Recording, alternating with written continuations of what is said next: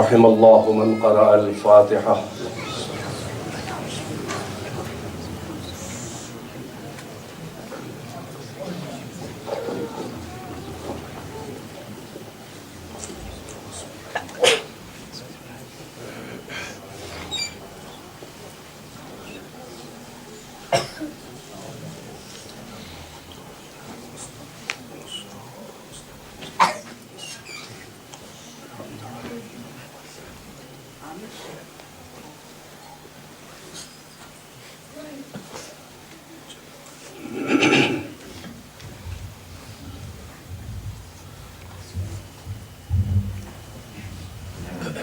لا حول ولا قوة إلا بالله العلي العظيم. حسبنا الله ونعم الوكيل، نعم المولى ونعم النصير. أعوذ بالله السميع العليم من الشيطان اللعين اللئيم الرجيم. بسم الله الرحمن الرحيم. الحمد لله الذي جعل مقام شيعة الحق عليا وصيرهم لخليله إبراهيم في ذلك الاسم سميا. الذي بعد فلا يرى وقرب فشهد النجوى. والصلاة والسلام والتحية والإكرام على المبعوث بالحق نبيا والمصطفى بالرسالة النجية. العبد المؤيد والرسول المسدد والنبي الممجد والمصطفى الأمجد والمحمود الأحمد الملقب بالحبيب والمكنى بأبي القاسم محمد. اللهم صل على محمد وآل محمد وآله الطيبين الطاهرين المعصومين أعلام الورى ومصابيح الدجى وأمان لأهل السرى الذين أذهب الله عنهم الرجس وطهرهم تطهيرا.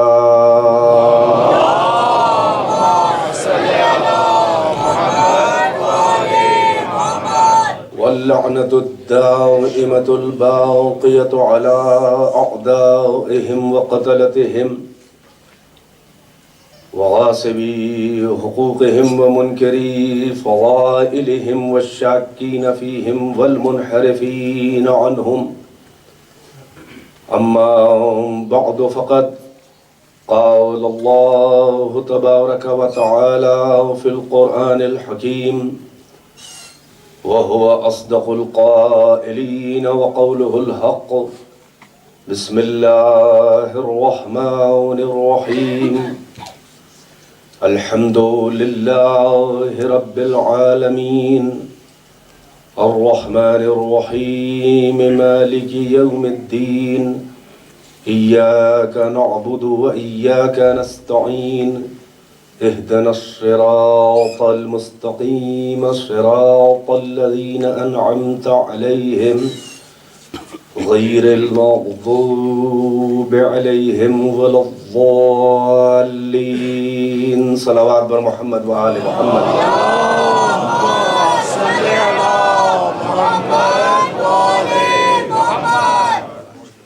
خواتین کے لیے اعلان ہے کہ ان کی مجلس کل بروز جمعہ 1:30 بجے دن میں 1:30 پر شروع ہوگی. غالباً کچھ اعلان غلط ہو گیا تھا کیونکہ نماز جمعہ اتنی پہلے وہ تشریف لا نہیں سکتی کہ جمعہ سے پہلے ہو جائے، کیونکہ بہت سے بہت 11:45 پر جمعہ کا وقت آ جاتا ہے، لہٰذا یہ ان کو ایک خصوصی زحمت، عبادت کی زحمت عبادت کے لیے عبادت گزاروں کو دی جا رہی ہے۔ وہ بھی عبادت، یہ بھی عبادت، اور بہتر یہی ہوتا ہے کہ عمل انجام دے، اس کے بعد اس کی قبولیت کا انتظام کریں۔ ہم لوگ نماز پڑھیں گے، وہ لوگ مجلس کر کے قبول کروائیں گے انشاءاللہ۔ رائے خوشنودی محمد و آل محمد بلند تر صلوات۔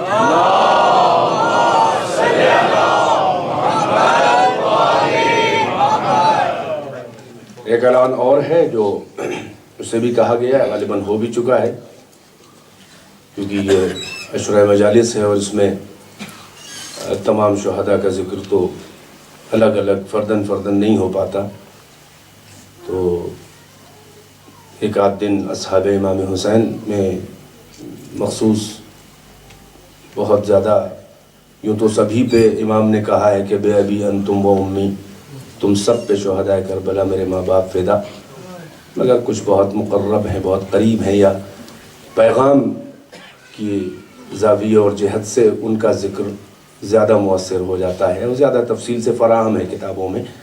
اور اس کے بعد پھر خاندان رسالت تو بنی ہاشم کے شہداء کا ذکر ان میں بھی سب کا نہیں ہو پاتا، تو جو شبیہیں برآمد ہوتی ہیں وہ 6 محرم الحرام سے شہزادہ علی اصغر کی، 6 کو، 7 کو شہزادہ قاسم، 8 کو علم مبارک غازی عباس علیہ السلام کا، اور 9 کو تابوت حضرت علی اکبر علیہ السلام، اور 10 کو شب عاشور امام کا تابوت اور شہداء کربلا کا ذکر۔ تو آج اور کل امام کے اصحاب میں سے 1-2 کا ذکر، پرسوں یعنی سیٹرڈے کو حضرت اون محمد علیہ السلام کا ذکر میں کروں گا، اگر ان کی بھی شبیہ برآمد ہو تو بہتر ہے، اور 6 سے حضرت علی اصغر وغیرہ جو میں نے عرض کیا ہے۔ ایک صلوات پڑھیں پر محمد و آل محمد۔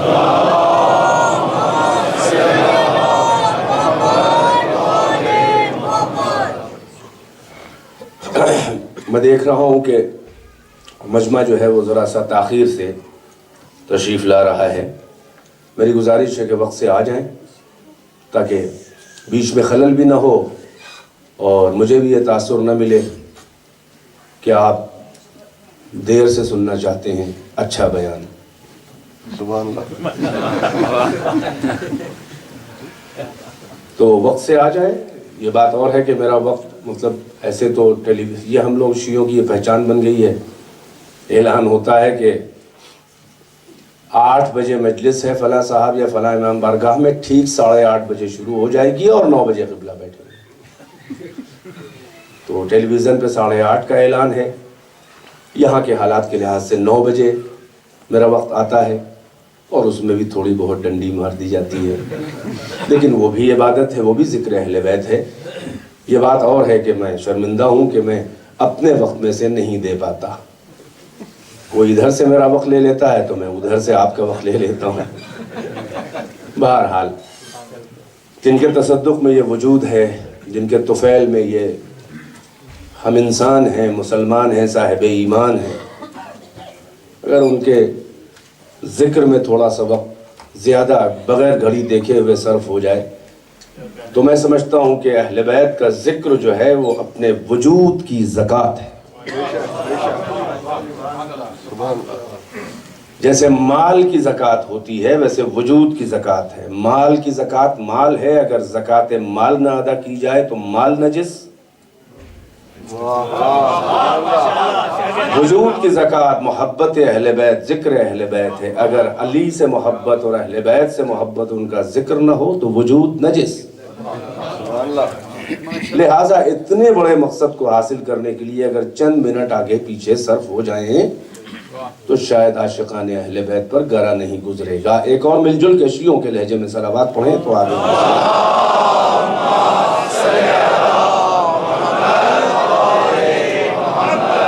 سکینہ ٹرسٹ کی جانب سے منعقدہ عشرہ مجالس کی 4تھی مجلس، اور آج 3 محرم الحرام گزر چکی۔ اپنے معروضات عنوان تفسیر سورہ حمد اور معرکہ حق و باطل جس کے پرتوں میں بیان کرنے کی سعادت حاصل کر رہا ہوں. کل میں نے ابتدا کی تھی تفسیر کی، جس کے ابتدائی مرحلے میں میں نے عرض کیا تھا کہ یہ سورہ حمد جو ہے یہ حقیقت میں مقدمۃ القرآن بھی ہے، پریفیس آف بک بھی ہے، اور یہ خلاصہ قرآن بھی ہے. کیونکہ قرآن بنیادی طور پر قرآن کا موضوع ہے انسان اور ہدایت انسان.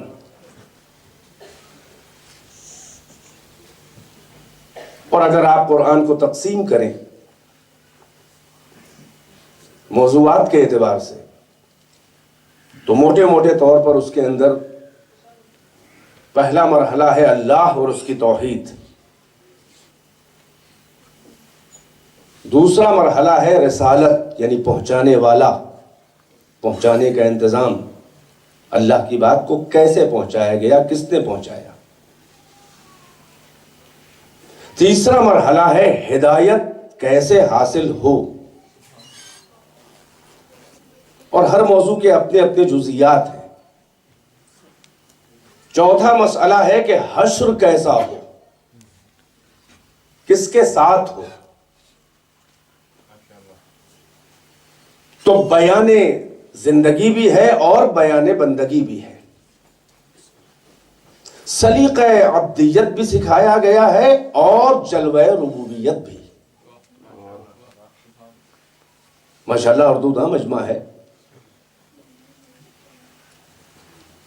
غیب سے شہود کی منزلوں میں اسی فرش خاکی اور مسلح عبادت پہ کھڑے ہو کر خداوند عالم اپنے بندوں کو پہنچا رہا ہے اپنی بارگاہ اور اپنے حضور میں براہ راست شرف ہم کلامی دینے کے لیے. یہ ہے اہمیت سورہ حمد. چنانچہ سب سے پہلے وہ کہتا ہے الحمدللہ رب العالمین. اب یہاں پر مفسرین اور ائمہ اہل بیت کی تفسیر میں ہے کہ یہاں پر الف لام ہے استغراق کا. میں جلدی جلدی کلمات کو کے معنی نقل کر کے اور آپ کو اس منزل پہ لاؤں کہ جس کے آپ منتظر ہیں. الف لام ہے استغراق اور استغراق الجنس. یہ خاص میں حوزوی زبان بول رہا ہوں، معذرت چاہتا ہوں. مطلب یہ ہے کہ یہ جس لفظ کے اوپر داخل ہو جائے الف لام استغراق کا، اس لفظ کے جتنے بھی معنی ہیں اور جتنے بھی معنی اور قسمیں تصور کی جا سکتی ہیں وہ سب اس میں سمیٹ کے آ جائیں گے، سب شامل ہو جائیں گے. یعنی یہ کہ الحمدللہ رب العالمین، یعنی جتنی بھی تعریفیں ممکن ہیں اور جتنی بھی تصور میں آ سکتی ہیں وہ تمام تعریفیں جو ہیں وہ مخصوص ہیں اللہ سے. یہ بندگی کے اوپر ایک کرم ہے اللہ کا کہ اگر ہم خود سے حمد خدا کرنے چلتے تو اپنے سطح ذہن اور اپنی توانائی عقل و فکر کے ذریعے اور اپنے تصورات کی محدودیت کے دائرے کے اندر ہم اللہ کی حمد و مدح کرتے، مگر اس نے ہمیں اس تکلیف سے بچا لیا یہ کہہ کر کہ خلاصتاً یہ کہہ دو کہ الحمدللہ، یعنی جتنی بھی تعریفیں تصور میں آ سکتی ہیں تمہارے آئیں یا نہ آئیں، بس یہی کہہ کے سرنڈر ہو جاؤ کہ جتنی بھی تعریفیں تصور عقل و بشر میں آ سکتی ہیں وہ سب مخصوص ہے اللہ سے. اس کا مطلب یہ ہے کہ کوئی کہیں بھی قابل تعریف چیز نظر آئے اس کی تعریف کرنا حقیقت میں اللہ کی تعریف ہے. اگر اس بات کو آپ سمجھ گئے تو خود بخود آپ کو شرک و توحید کا مطلب بھی سمجھ میں آ جائے گا کہ جو لوگ تعریفیں کرنے سے گھبراتے ہیں، فضائل پڑھنے سے گھبراتے ہیں، مدح کرنے سے گھبراتے ہیں، منقبتیں پڑھنے سے گھبراتے ہیں، اپنا جیسا سمجھتے ہیں، وہ یہ بھول جاتے ہیں کہ صنعت کی تعریف کرو تو صانع کی تعریف ہے، تعمیر کی تعریف کرو تو معمار کی تعریف ہے، تصویر کی تعریف کرو تو مصور کی تعریف ہے، مرقع کی تعریف کرو تو اس پہ رنگ بھر بھرنے والے کی تعریف ہے. یہ ہم محمد و علی اور آل محمد کی مدح نہیں کرتے ہیں, یہ حقیقت میں مدح محمد و آل محمد حمد خدا ہے. اس لیے کہ خدا کی معرفت کے لیے یہی تو وہ شاہکار ہیں کہ جن کو دیکھ کے اللہ کی صنعیت کا اندازہ ہوتا ہے. بھئی جتنی بھی ان کی تعریف کرتے چلے جاؤ وہ اللہ کی تعریف کی طرف پلٹ جاتی ہے. اس لیے کہ صنع ازل نے اپنے قلم ازلی اور قدرت سے تصویر کن میں وہ رنگ مشیت بھرے ہیں کہ ایک نہیں 14 تصویریں اللہ نے پیش کی ہیں, اور اس قلم قدرت کو اللہ نے اپنے ہاتھ سے جدا کر دیا کہ نہ قلم ہاتھ میں رہے گا, نہ اگلی تصویر بن سکے گی. تو حقیقت میں یہ محمد و آل محمد کی جتنی بھی تعریف ہے یہ اللہ کی تعریف ہے. بس شرک و توحید کا فرق لوگ سمجھ نہیں پاتے ہیں. اگر اللہ سے ہٹ کے تعریف کی جائے یعنی اللہ کو اس سے بے دخل کر دیا جائے تو یہ شرک ہو جائے گا. ایک صلوات پڑھیں پر محمد و آل محمد.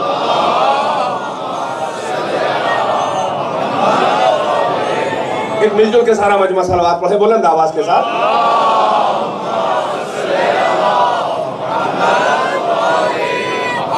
الحمدللہ رب العالمین.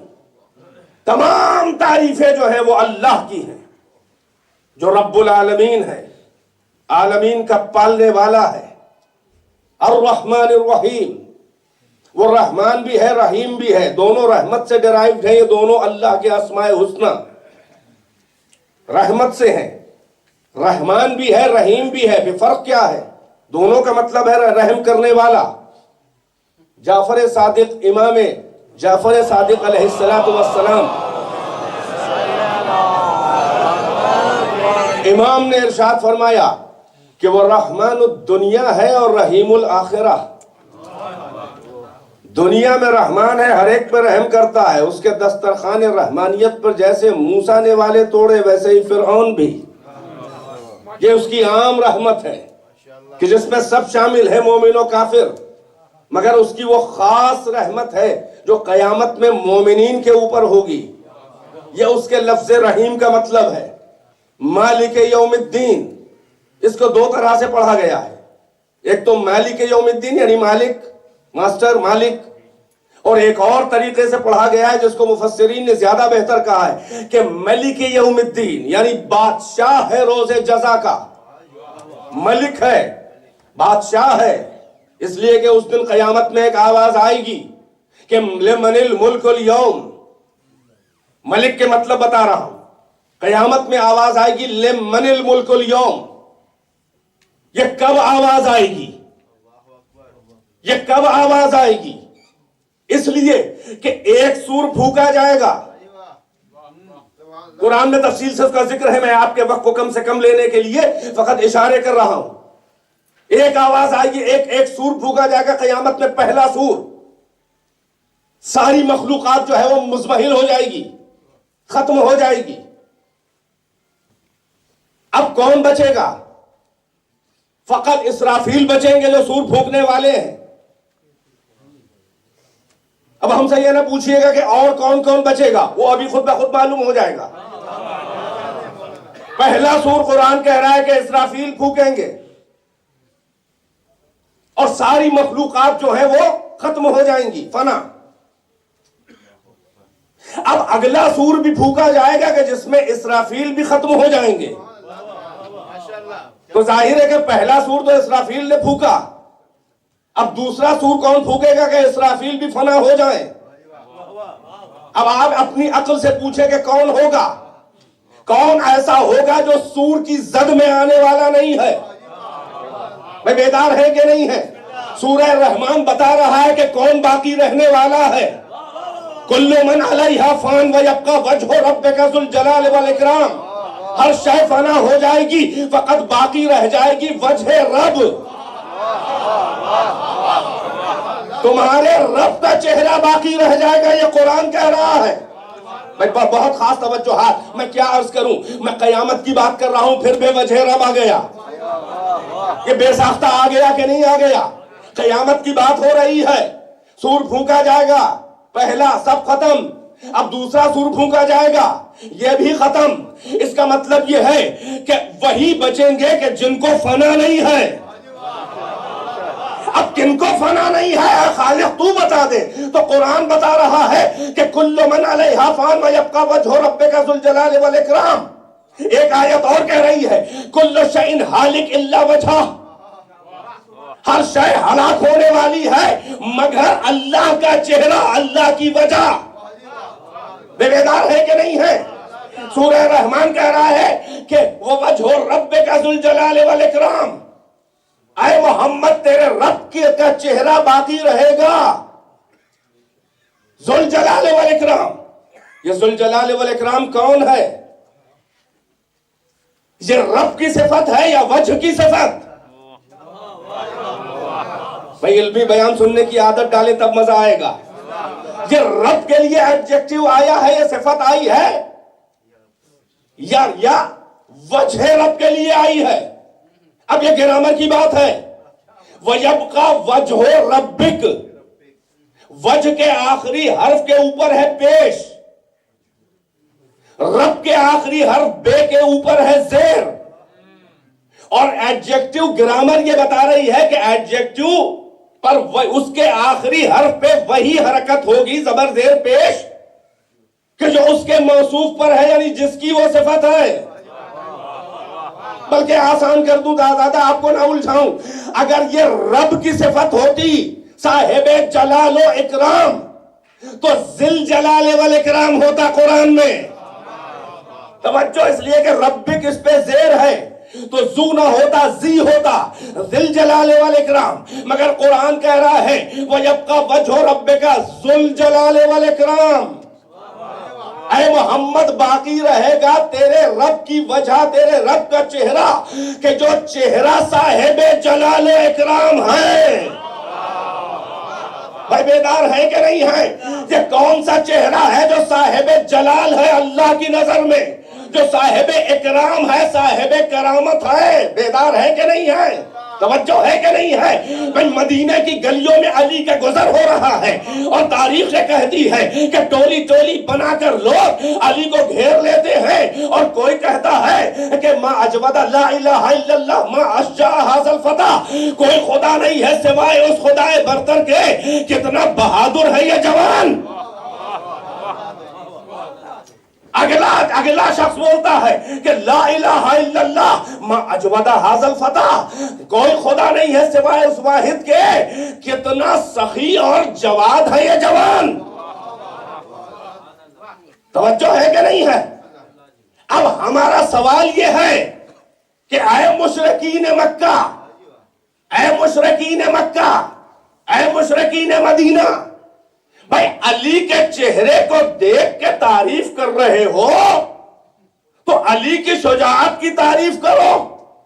یہ کیا ہے کہ تعریف علی کی شجاعت کی کر رہے ہو اور پہلے کہہ رہے ہو لا الہ الا اللہ۔ بھائی ہے میرے ساتھ کہ نہیں ہے؟ علی کے جود و کرم اور سخا کی تعریف کرنا ہے تو کہو ما اجود ھذا الفتح ما اسخا ھذا الفتح، کتنا جواد و کتنا کریم ہے یہ جوان۔ یہ کیا ہے کہ لا الہ الا اللہ پہلے کہہ رہے ہو؟ بھئی بیدار ہے کہ اور یہ مشرک کہہ رہے ہیں، یہ مشرک کہہ رہے ہیں، چہرے علی کو دیکھ رہے ہیں مگر پہلے کلمہ توحید پڑھ رہے ہیں۔ توجہ ہے کہ نہیں ہے؟ یعنی پہلے کلمہ توحید ہے، بعد میں علی کی تعریف۔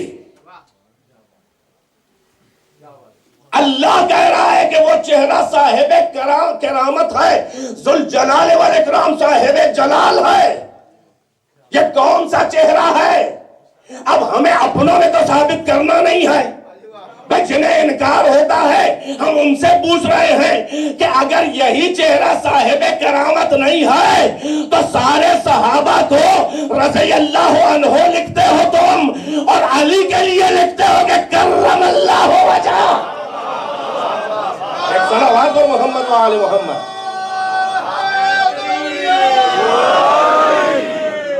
محمد و آل محمد مدنتر صلوات۔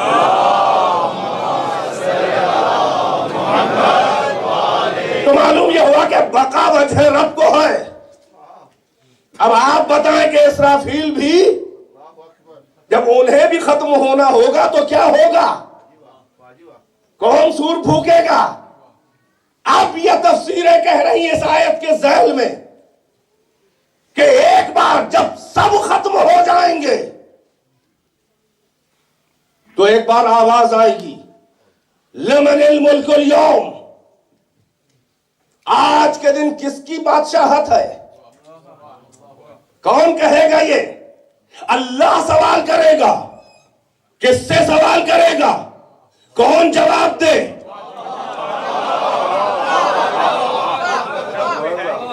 میں تفسیریں اٹھا کے دیکھیں، یہ آیت قرآن کی ہے، ملک کے ذہن میں عرض کر رہا ہوں، بادشاہ لمن الملک اليوم، آج کس کی بادشاہت ہے؟ قرآن کہہ رہا ہے کہ آواز آئے گی کہ للہ الواحد القہار، اللہ واحد و قہار کی بادشاہت کا دن ہے۔ جب کوئی نہ بچا تو یہ جواب کون دے گا؟ اللہ سوال کرے گا، محمد و آل محمد جواب دیں گے۔ ایک صلوات پر محمد و آل محمد۔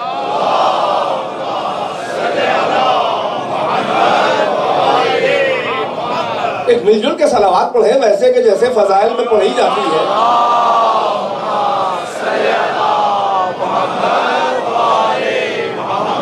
نہیں، یہ صلوات بھی تھوڑی ہلکی ہے، میرے لہجے میں پڑھیے۔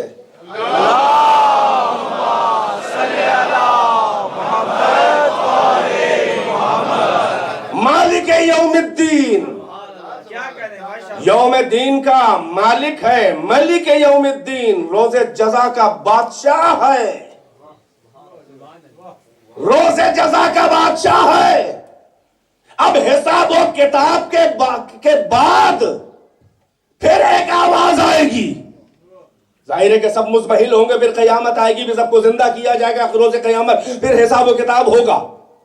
مگر وہ سوال جو ہے کہ جب سب مزمحل ہو کے مر جائیں گے اور اللہ سوال کرے گا اور اہل بیت جواب دیں گے، اب اس کے بعد پھر وہی بات، وہی جو قیامت کہلاتی ہے، سب کو پھر سے زندہ کر کے اور حساب و کتاب کے بعد پھر ایک آواز آئے گی، بہت خاص توجہ۔ پھر اللہ کہے گا وَأَلْقِيَا فِي نَارِ جَهَنَّمَ كُلَّ كَفَّارٍ عَنِيدٍ، تم دونوں جھونک دو ہر کینہ دوست کافر کو جہنم میں۔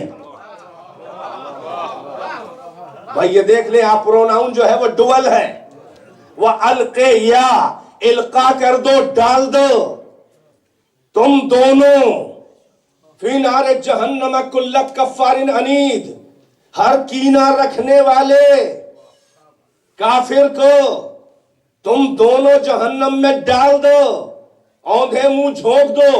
اب پھر سوال یہ ہے کہ یہ کون دونوں ہیں؟ یہ قرآن ہی قرآن ہے، سب کہیں سے ٹویسٹ کرنے کی گنجائش ہی نہیں ہے۔ وَأَلْقِيَا فِي النَّارِ جَهَنَّمَ كُلَّ كَفَّارٍ عَنِيدٍ، ڈال دو جہنم میں ہر کافر کینہ دوست کو، ہر عداوت رکھنے والے، کینہ رکھنے والے کو تم دونوں ڈال دو جہنم میں۔ اگر اب تک تو یہی سنا تھا کہ خزان نار لے جائیں گے، جہنم کے فرشتے جو اس کے اوپر موکل ہیں، تو پھر یہ دو کون ہیں؟ یہ دو کون ہیں؟ کن دو فرشتوں کے لیے آپ مخصوص کریں گے؟ نام تو ہے نہیں، اور یہ طے ہے کہ وہ بڑے بڑے فرشتوں کا اگر آپ نام لے تو ان کا اپنا اپنا الگ الگ کام ہے۔ جبرائیل ہے تو امین وحی ہے، اسرافیل ہے تو سور پھونکنے کے لیے ہے، میکائیل ہے تو رزق پہنچانے کے لیے ہے، اسرائیل ہے تو موت دینے کے لیے ہے۔ اب کون سا فرشتہ بچا، کون سا مخصوص فرشتہ بچا؟ ظاہر ہے کہ یہ دو کون ہیں؟ بھائی بیدار ہے کہ نہیں ہے؟ یہ دو کون ہیں؟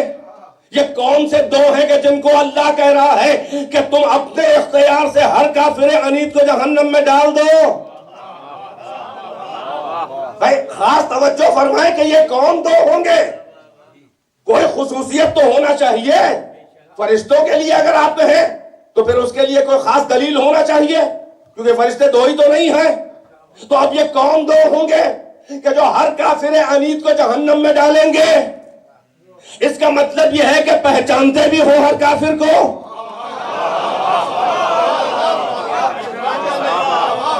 توجہ ہے کہ نہیں ہے؟ ہر کافر اور ہر مومن کو پہچانتے بھی ہو اور ان کا کوئی حق بھی ہو، یہ حق کے تصرف ہی کا نام ہے۔ اگر حق نہ ہو تو کوئی تصرف کا اس کی اجازت اور حق نہیں بنتا۔ کوئی ہیں ایسے کہ جن کو حق ہے ساری کائنات کے اوپر نمائندگی یہ خدا میں، بندہ اللہ کا ہو کہنا ان کا مانے، منکر اللہ کا ہو باغی ان کا کہلائے۔ توجہ فرما رہے ہیں؟ یہ کون ہے وہ دو کہ جن کے لیے اللہ کہہ رہا ہے کہ تم دونوں ہر کافر عنید کو جہنم میں جھونک دو؟ کون ہے وہ شخصیتیں؟ اب آئیے حدیث پڑھیے کہ جن کے تصدق میں جنت ملے گی۔ بظاہر ہے کہ جنت ان کے چاہنے والوں کو جن کے جنت ملے گی وہ اپنے مومن کو پہچانتے ہیں کہ نہیں پہچانتے ہیں؟ قرآن کہہ رہا ہے کہ پیشانیوں پہ لکھ دیں گے، وہ پہچانتے ہیں ہر ایک کو۔ اب روایت ہمیں نظر آئی بڑی بڑی اہل سنت کی کتابوں میں، اور سب سے بڑے صحابی کی یہ روایت ہے، خلیفہ اول کی، مسلمانوں کے خلیفہ اول کی یہ روایت ہے کہ کوئی اس وقت تک نہیں صراط سے گزر سکتا جب تک کہ اس کے پاس علی کا لکھا ہوا جواز اور ویزا نہ ہو۔ ایک صلوات پڑھیں بر محمد و آل محمد۔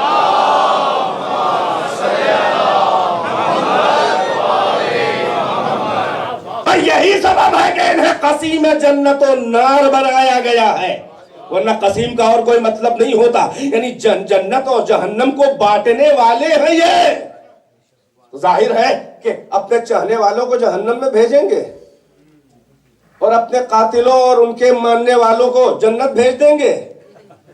نہیں، ان کے اپنے قاتلوں کے باپ کو تو جنت بھیج دیں گے اور معاذ اللہ اپنے باپ کو علی۔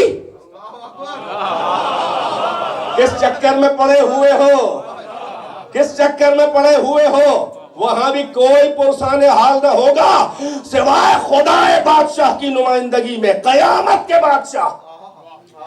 روز قیامت انہی کی بادشاہی ہوگی، مالک یوم الدین، ملک یوم الدین، یعنی یہ کہ بادشاہ وہ ہوگا مگر تخت بادشاہت پہ محمد و علی بیٹھے ہوں گے، اس لیے کہ اللہ نہ یہاں نظر آیا ہے نہ وہاں نظر آئے گا۔ نہیں، بلکہ میرے ذہن میں ایک آیت آ رہی ہے کہ جس کو آیہ شفاعت کہتے ہیں۔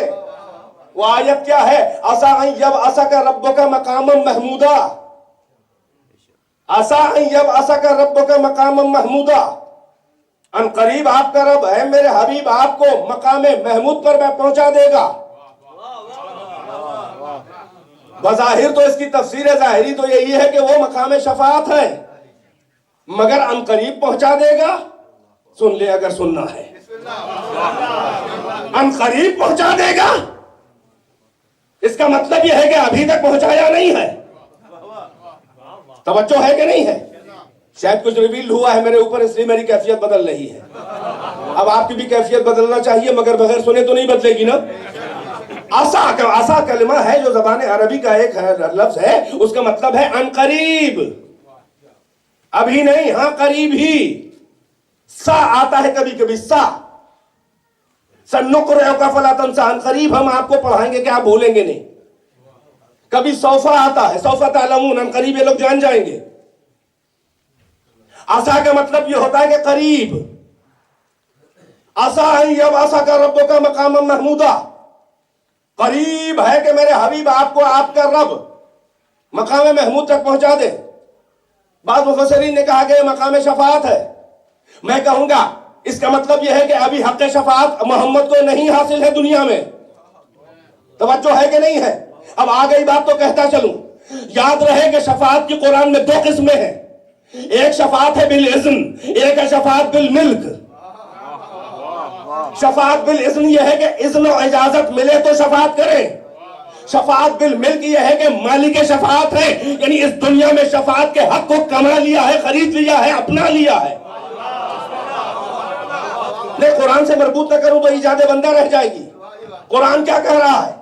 شفاعت بالاذن ایک قسم ہے، شفاعت بالملکیت یعنی ملکیت، شفاعت کی ملکیت ہے، یہ دوسری قسم ہے۔ ملکیت نہیں ہے، اجازت ملے تو کرو، نہ ملے تو نہ کرو، کھڑے رہو، جب تک اجازت نہ ملے خاموش۔ یہ اجازت والی، اذن والی شفاعت ہے۔ شفاعت بالاذن کو سورہ بقرہ آیت الکرسی میں بیان کیا گیا۔ کیا ہے آیت؟ من ذا الذی یشفع عندہ الا باذنہ، کون ہے ایسا کس میں اتنی جرأت ہم کلامی ہے کہ اس کی بارگاہ جلالت میں کسی کی سفارش کرے، الا باذنہ، مگر اس کا اذن ہو جائے تو ہمت کرے۔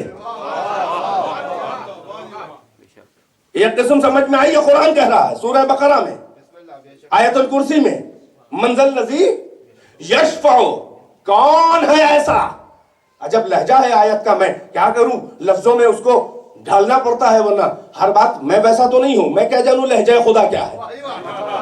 وہ تو وہ جانے کہ جو لہجہ خدا میں بولتے ہیں تو ان کو وہ لہجے ہی سے معنی نکالتے ہیں، ہم کو لہجے کو کا ٹرانسلیشن کرنا پڑتا ہے، یعنی اس کو لفظوں میں ڈھالنا پڑتا ہے۔ من ذا الذی، کون ہے اتنی ہمت رکھنے والا، یشفع عندہ الا باذنہ، کہ جو اس کی بارگاہ جلالت میں شفاعت کرے، کسی کی سفارش کرے، الا، مگر یہ کہ باذن، اس کا اذن ہو جائے، وہ کہے کہ ہاں اوکے اب تمہیں اجازت ہے تو کرے، ورنہ کھڑا رہے، کسی کی مجال نہیں ہے۔ یہ ہے پہلی قسم، شفاعت بالاذن۔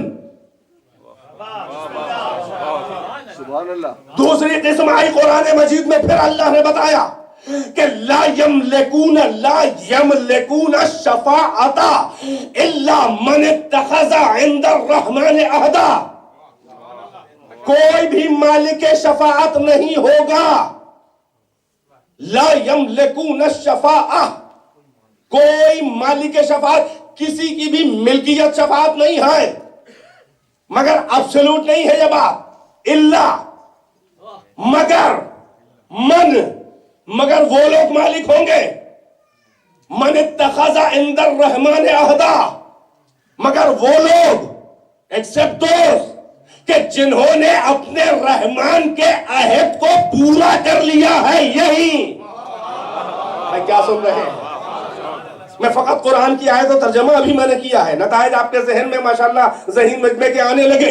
ایک شفاعت بالاذن ہے، اجازت ملے تو کرو شفاعت، ایک شفاعت بالملک ہے، لا یملکون الشفاعۃ الا من اتخذ عند الرحمن عہدا، کوئی اس کی بارگاہ جلالت میں مالک شفاعت نہیں ہے مگر وہ لوگ کہ جنہوں نے من اتخذ عند الرحمن عہدا، جس نے رحمان، رحیم نہیں ہے رحمان، رحمان دنیا،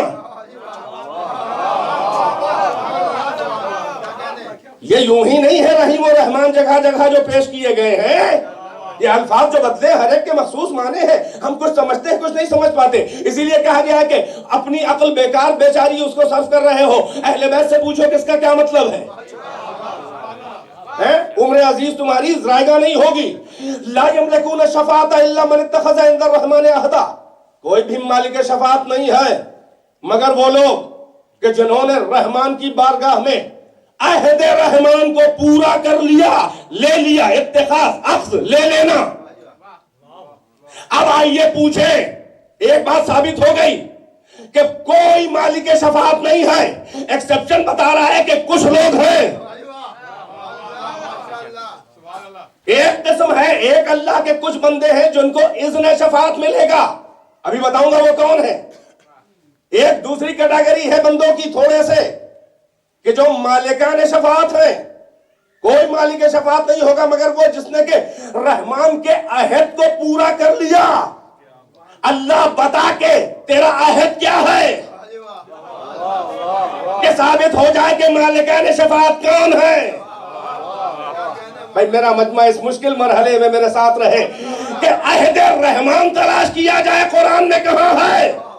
سورہ یاسین نے بتایا کہ عہد کیا ہے، اللہ نے فرمایا الم احد الیکم یا بنی آدم اللہ تعبدوا الشیطان انہ لکم عدو مبین، اے اولاد آدم کیا ہم نے تم سے عہد نہیں لیا تھا؟ اے آخری مجمع تک صاحبان نظر، الم احد، کیا ہم نے عہد نہیں لیا تھا، اے یا بنی آدم، اے اولاد آدم، اللہ تعبدوا الشیطان، شیطان کا ذرا سا بھی کہنا نہ ماننا، انہ لکم عدو مبین، وہ تمہارا کھلا ہوا دشمن ہے. یہ ہے عہد رحمان کہ ذرا سا بھی اطاعت شیطان، شیطان کا کہنا نہ مانا جائے، چاہے جنت ہو.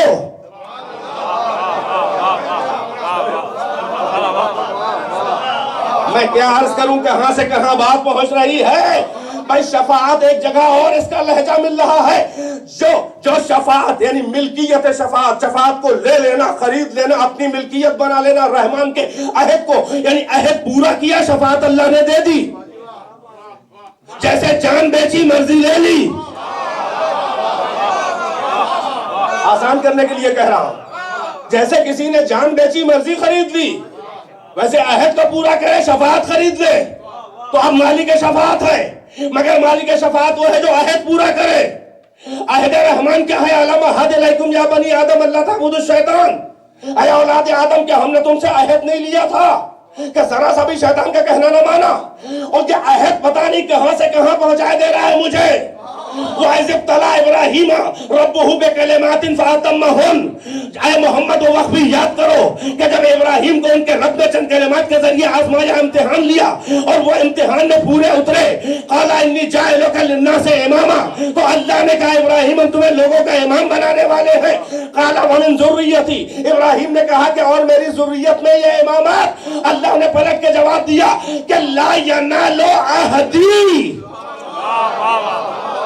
الظالمین. ایک صلوات پر محمد وآل محمد.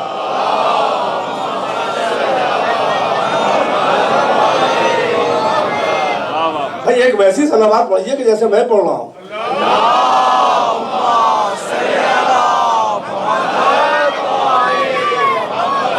ایک اور سارا مجمع، ایک اور سارا مجمع جو لوگ مطلب یہ کہ آتے تو ہیں مگر تکلف بہت ہوتا ہے بولنے میں. یہاں ڈیسنسی یہ نہیں ہے کہ آپ بولے نہ، باہر بولے تو وہ ڈیسنسی کے خلاف ہے، یہاں نہ بولے تو وہ ڈیسنٹ نہیں ہے.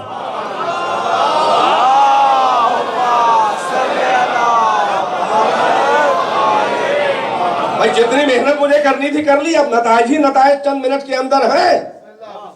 مالکان شفاعت کون ہے؟ جو رحمان کا عہد پورا کرے. عہد رحمان کیا ہے؟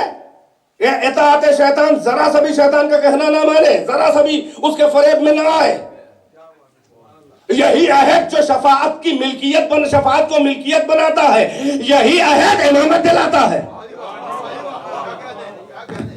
یہ تفسیر ہے، یہ قرآن ہے. قال ومن ذریتی، میری ذریت میں. قال لا ینال عہد الظالمین، یعنی اللہ نے پہلے کہا کہ امام بناؤں گا. ابراہیم نے لفظ امام و امامت نہیں دہرایا، فقط اتنا کہا اور میری اولاد میں. اللہ نے پلٹ کے پھر امام و امامت کا لفظ نہیں استعمال کیا، بلکہ لفظ امام کو بدل دیا عہد سے. یعنی قرآن کی زبان میں امامت بھی عہد رحمان ہے. یہ عہد مسلمین نہیں ہے کہ الیکشن کر کے جس کو چاہو بنا دو. یہ عہد رحمان ہے. قرآن کے معیار پہ جو عہد رحمان پورا کرے گا وہی امام بنے گا. صلوات پر محمد وآلہ.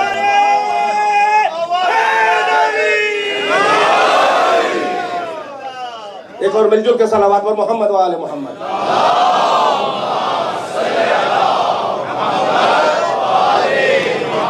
تو عہد کیا ہے؟ علم عہد علیکم یا بنی آدم اللہ تعبدوا الشیطان. اطاعت شیطان ذرا سے بھی نہ ہو. یہی شیطان کا ذرا سا کہنا ماننا، چاہے گناہ نہ ہو مگر جنت میں ہوا، آدم سے ہوا.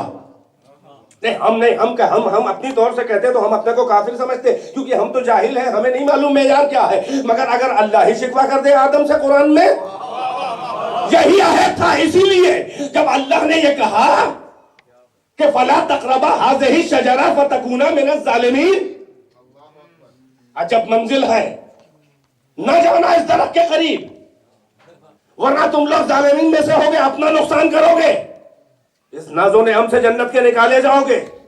یعنی اپنا ظلم، ایک تو یہ ہوا کہ آپ پہ ظلم ہم نے کیا، ایک اپنے پر ظلم کیا، اپنا نقصان کیا. اور ہر ظلم جو ہے وہ گناہ نہیں ہوتا مگر بہرحال ہوتا منفی ہے، نیگیٹو، اس میں نقصان بہرحال ہوتا ہے چاہے گناہ کی حد تک نہ ہو. عجب منزل ہے. اور عہد کے خلاف نہ ہوتا، اللہ نے آدم سے کہا کہ تم ظلم کرو گے اپنے اوپر اگر اس درخت کے قریب گئے تم لوگ, یہ ظلم ہوگا تمہارے اوپر. اسی لیے جب ابراہیم نے امامت مانگی تو اللہ نے کیا کہا؟ لا ینال عہدی الظالمین, میرا عہد ظالم تک نہ پہنچے گا چاہے چھوٹا والا ظلم ہو. میں سمجھ رہا ہوں کہ بھائی مجھے محنت پڑ رہی تو آپ کو تو پڑے گی, لیکن غور کریں, یہ قرآنی ہے, آیت سے آیت کی تفسیر یہ کہلاتی ہے. عہد رحمان کیا ہے؟ شیطان کا کہنا نہ مانے. آدم و حوا سے کہا گیا مت جانا اس کے قریب, فتکون من الظالمین, اپنے اوپر ظلم کرو گے. یہ عہد پروردگار تھا. یہی سبب ہے کہ جب شجرہ ممنوعہ کے قریب گئے, یعنی ہم شیعوں کی زبان میں ترک اولا ہوا, بڑے بھائیوں کی زبان میں گناہ ہو گیا. ہمیں جب نبیوں کو نہ چھوڑا تو ہم کو کیا چھوڑیں گے, کاہے کا شکوہ ہے. ایک صلوات پر محمد و آل محمد.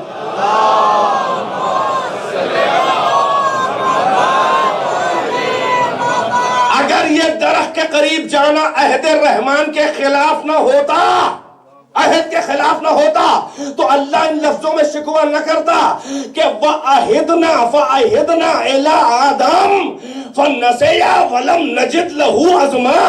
ہم نے آدم سے ایک عہد لیا تھا اس سے پہلے. میں کیا سن رہے ہیں؟ فَعَهِدْنَا إِلَىٰ آدَمَ مِنْ قَبْلُ فَنَسِيَ وَلَمْ نَجِدْ لَهُ عَزْمًا. ہم نے آدم سے ایک عہد لیا تھا, وہ میرے عہد کو بھول گئے, ہم نے ان میں عزم نہیں پایا. یہی سبب ہے کہ امام تو بہت بڑی چیز ہے, آدم نبی تو ہے مگر اولو العزم نہیں ہے. اللہ کہہ رہا ہے عزم نہیں پایا. 5 اولو العزموں میں آدم کا شمار اسی لیے نہیں ہے کہ جنت میں عہد رحمان کے خلاف کیا اور وہ گناہ نہیں تھا ترک اولا. اس کا مطلب یہ ہے کہ جس سے ترک اولا بھی ہو جائے یہ عہد رحمان کے خلاف ہے. یعنی امامت, ارے شرک تو بہت بڑا گناہ ہے, ترک اولا بھی ہو تو امامت نہیں ملے گی. ایک صلوات پر محمد و آل محمد.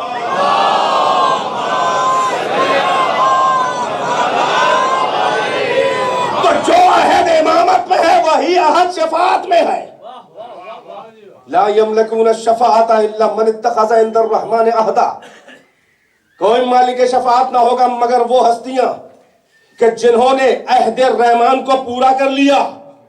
عہد رحمان یہ ہے کہ ترک اولا بھی نہ ہو. اب ہمیں بتا دو کہ امت پیغمبر میں کون ہے وہ لوگ کہ جن سے کبھی بھی ترک اولا نہ ہوا ہو. تم جنہیں بنا رہے ہو وہ 40 سال تک مشرک رہے, اور علی وہ ہے کہ جو کعبے میں آیا تو جھوٹے خدا علی کے قدموں میں گرے.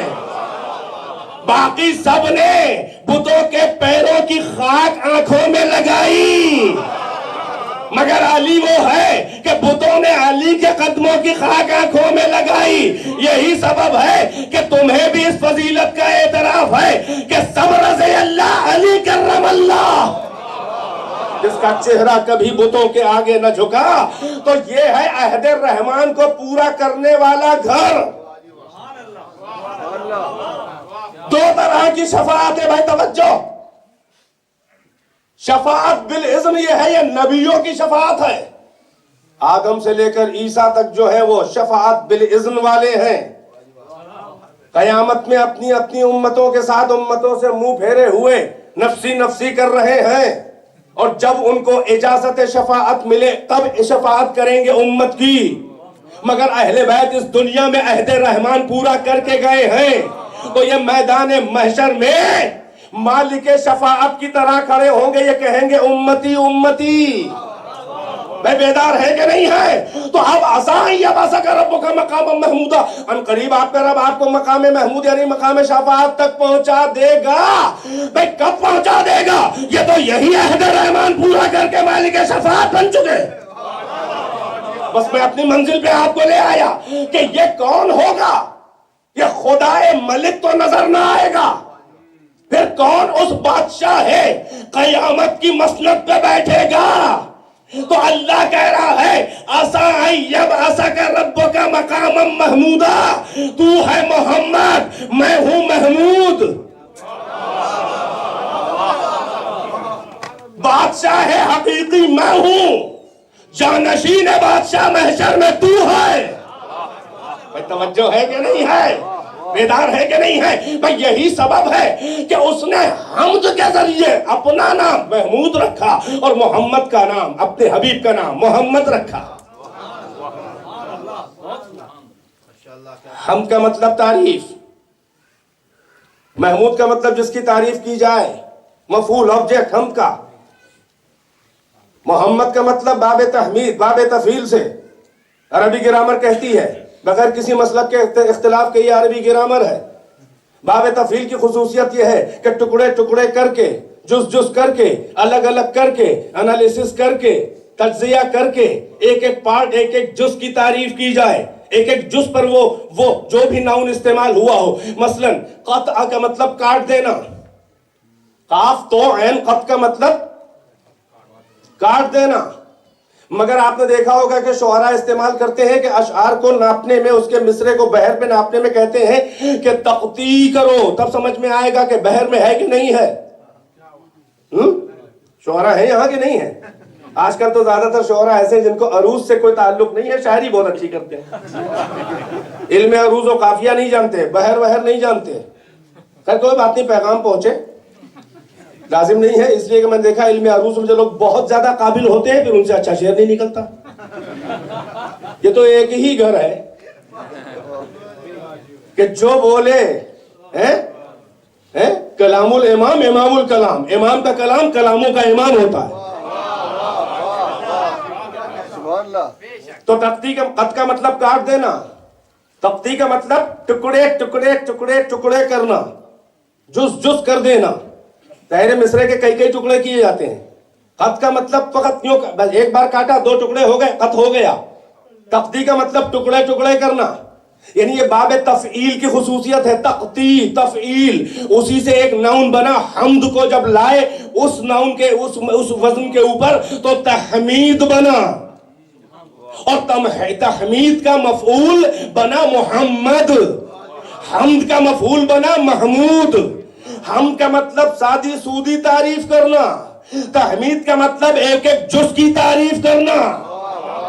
اللہ نے اپنے کو محمود کہا، اپنے حبیب کو محمد کہا۔ بھائی توجہ ہے کہ نہیں ہے؟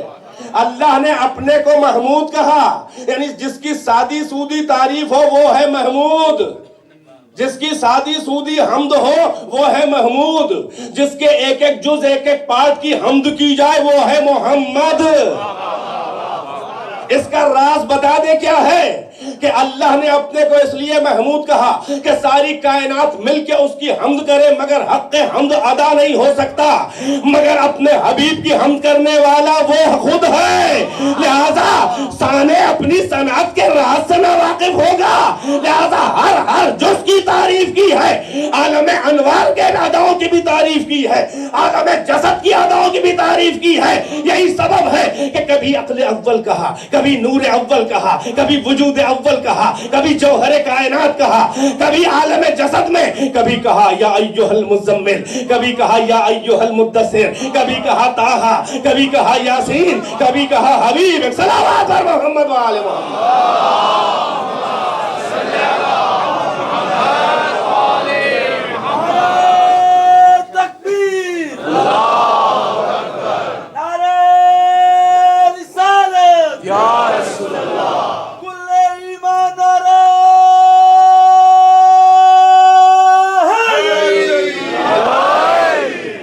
مل جل کے پر محمد و آل محمد صلوات۔ شکریہ۔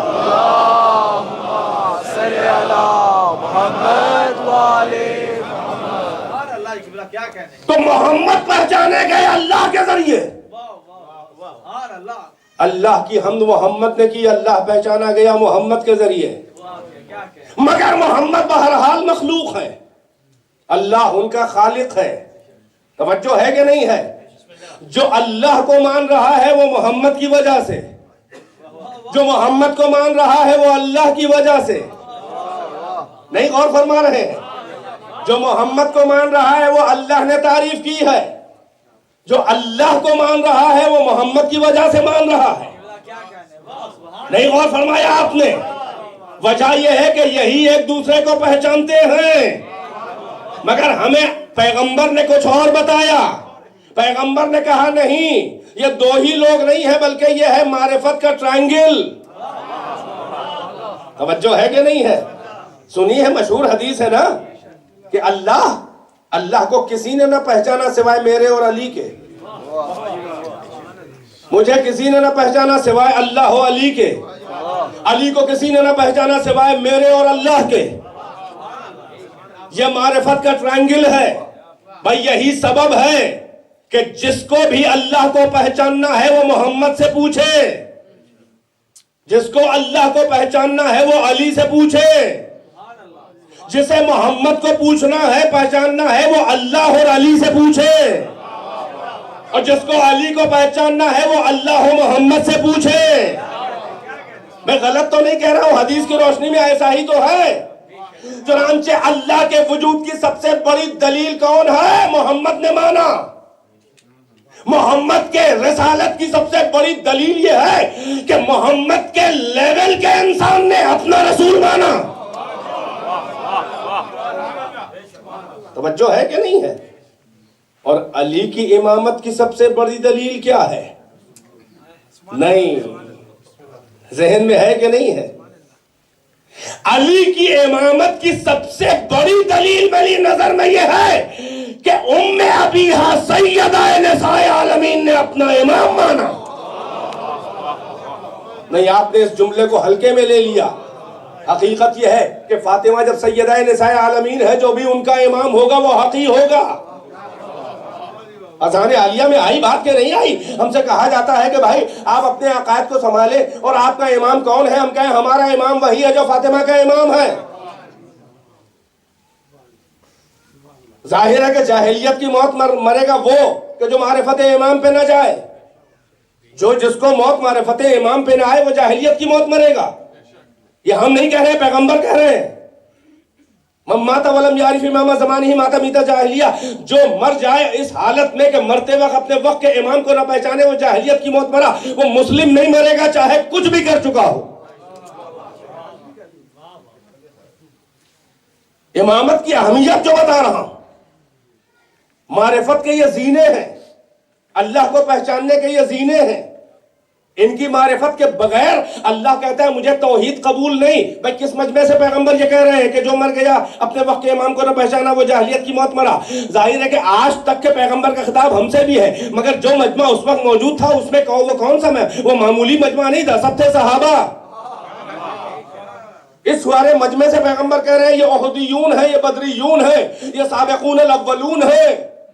اس میں سے کسی نے ہجرت اولا بھی کی، ہجرت ثانیہ بھی، حبشہ بھی گئے، مدینہ بھی آئے، بدر و احد میں تلواریں بھی چلائیں، صدقہ خیرات بھی کیا، اپنا مال بھی لٹایا، عالم غربت میں اسلام کا ساتھ دیا۔ سبھی ایک طرح کے نہیں ہیں، بہت سے اچھے بھی ہیں، مگر پیغمبر اسی مجمع سے کہہ رہے ہیں کہ جو مر گیا اپنے وقت کے امام کو نہ پہچانا وہ جاہلیت کی موت مرا۔ یعنی مطلب تو یہی ہے کہ تم نے توحید کا عقیدہ رکھا، مانا، زبان سے کلمہ پڑھا، دل سے مانا، مگر اگر وقت کے امام کی معرفت مرتے وقت نہیں ہے تو توحید کا عقیدہ بیکار۔ میں بہت سامنے کی بات کر رہا ہوں، کوئی بہت فلسفی اور منطقی بات نہیں ہے۔ بھائی یہ کہنا پیغمبر کا کہ جو مر گیا اپنے وقت کے امام کو مرتے وقت نہ جانا کہ کون امام حق ہے، اور ظاہر ہے کہ عہد رحمان آپ سن چکے، وہ یہ تو نہیں کہہ سکتا کہ ہم نے فلاں کو مانا۔ بھائی وہ امام جو اللہ کی طرف سے ہو، اور ایسا امام ہو کہ جس کی امامت کا وزن یہ ہو کہ اگر اس کی امامت نہ مانے تو سارے عقیدے بیکار۔ ارے قرآن سے یہ لہجہ مل رہا ہے، ایک ہی امام ایسا ملے گا کہ میدان غدیر میں اللہ نے آیت نازل کی اسی لہجے میں کہ اگر یہ نہ کیا تو کوئی کام نہ کیا۔ ایک ہی امام ہے۔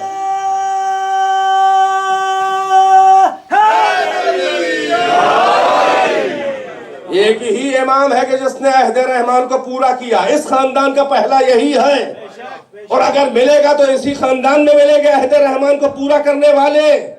لہٰذا امامت کی اہمیت یہ ہے کہ اپنے وقت کے امام کو جس نے نہ پہچانا وہ جاہلیت کی موت مرا۔ بھئی یہی سبب ہے کہ صحابہ نے دفن رسول پہ مقدم کر دیا الیکشن کو۔ امامت اتنی اہم تھی کہ اگر امام نہ ہوگا اور کوئی بیچ میں مر گیا تو جاہلیت کی موت مرے گا۔ لہٰذا جلدی سے امام بنا کے لے آؤ، ایسا نہ ہو کوئی مر جائے، مگر آپ 3 دن کے بعد بنا کے لائے۔ اب اس 3 دن میں کوئی اگر مسلمان یعنی صحابی مر جاتا تو حشر کیا ہوگا؟ آپ تو ہر صحابی کو بڑا اونچا مانتے ہیں، یہاں جاہلیت کی موت مرنے جا رہا ہے۔ ظاہر ہے کہ یہ عشرہ محرم ہے، اور آپ پہچانے امامت کے لیول کو پہچانے تو سمجھ میں آئے گی کربلا۔ اس بیچ میں کوئی مر گیا تو اس کا حشر کیا ہوگا؟ اور سارے عقیدے کس عقیدے سے جڑے ہوئے ہیں؟ کہتے ہیں اتنی امامت امامت امامت کیوں کرتے ہیں؟ اور یہ تو فروع دین میں ہے۔ اگر فروع دین میں ہے تو یہ اصول دین کا بیس کہاں سے بن گیا؟ کوئی ایسا فروع بتاؤ جو اصول کا بیس ہو۔ ذرا توجہ سے سنے تو مزہ آئے گا، ورنہ کیا میری محنت رائے گا جا رہی ہے؟ بھائی کوئی ایک حدیث آپ جھوٹی دکھا دے کہ جس نے نماز نہ پڑھی اس کی توحید بیکار۔ بھائی عمل کا تارک جو ہے وہ فاسق ہے، اور عقیدے کا تارک جو ہے وہ کافر ہے۔ فسق ہو جائے تو وہ کفر نہیں ہے، کفر ہو جائے تو فسق نہ بھی ہو تو بیکار سارا اچھا کردار۔ فرق پہچانے، فرق عقیدہ و عمل پہچانے، فرق اصول و فروع پہچانے۔ فروع میں کمی ہو تو قابل بخشش ہے، فروع میں کمی ہو تو قابل بخشش ہے، اور شفاعت کاہے کے لیے ہے؟ یہ عہد رحمان اہل بیت نہیں، یہ عہد کا ہے، یہ شفاعت اسی لیے کمائی ہے کہ اپنے وفاداروں کے کام آئے۔ توجہ ہے کہ نہیں ہے؟ تو ایک بھی حدیث ہمیں دکھا دیے کہ ہے کہ اگر نماز نہ پڑھی تو عقیدہ بیکار نہیں، نہ پڑھی تارک نماز ہے، اس کی سزا ملے گی، وہ گناہ ہے، اس پہ عذاب اللہ کر سکتا ہے جتنا چاہے، وہ عادل بھی ہے، حاکم بھی ہے، مالک بھی ہے، ملک یوم الدین ہے، اور عادل کے ساتھ کرے گا۔ ایک سجدہ بھی اگر قضا کیا کسی نے، ترک کیا، تو چاہے بخشے چاہے نہ بخشے، اس کی کائنات اس کی ملکیت۔ ایک گناہ کے بل پر بھی چاہے تو ہمیشہ جہنم میں جلائے۔ کون اس کو فارمولہ بتائے، کون اس کو قانون بتائے؟ اور عدل کے خلاف اس لیے نہیں کہ اسی کی ملکیت ہے، بھائی اس نے عقل دی تھی، سمجھا دیا تھا، اتنے پیغمبر، اتنے امام، اتنی کتابیں، سب کچھ بھیجا، پھر بھی سمجھ میں نہ اتمام حجت ہے تو اسے حق ہے کہ ایک جرم کی بھی بڑی سے بڑی سزا دے، مگر یہ قابل بخشش ہے۔ اگر عقیدہ صحیح ہے تو قابل بخشش ہے۔ عمل میں کمی اور ہے، مگر کوئی منکر عمل ہو۔ ایک یہ ہے کہ کوئی نماز، آگئی بات تو تبلیغ کو کہتے ہیں، تبلیغ بھی کیا کیجئے۔ نہیں، مجھ سے تو ہمت نہیں پڑتی اتنی کہنے کی کسی کو، کیونکہ ہم تو تبلیغ ولایت کرتے ہیں، اس کے سائے میں نماز کو بھی بتاتے ہیں۔ اس لیے کہ قرآن میں فقط ایک امپیریٹیو ہے تبلیغ کا، بلغ، وہ غدیر میں ہے۔ تو جو قرآن تبلیغ کہہ رہا ہے اس میں ڈنڈی مارتے ہو، جو نہیں کہہ رہا ہے اس میں زیادہ۔ ایک صلوات پر محمد وآل محمد۔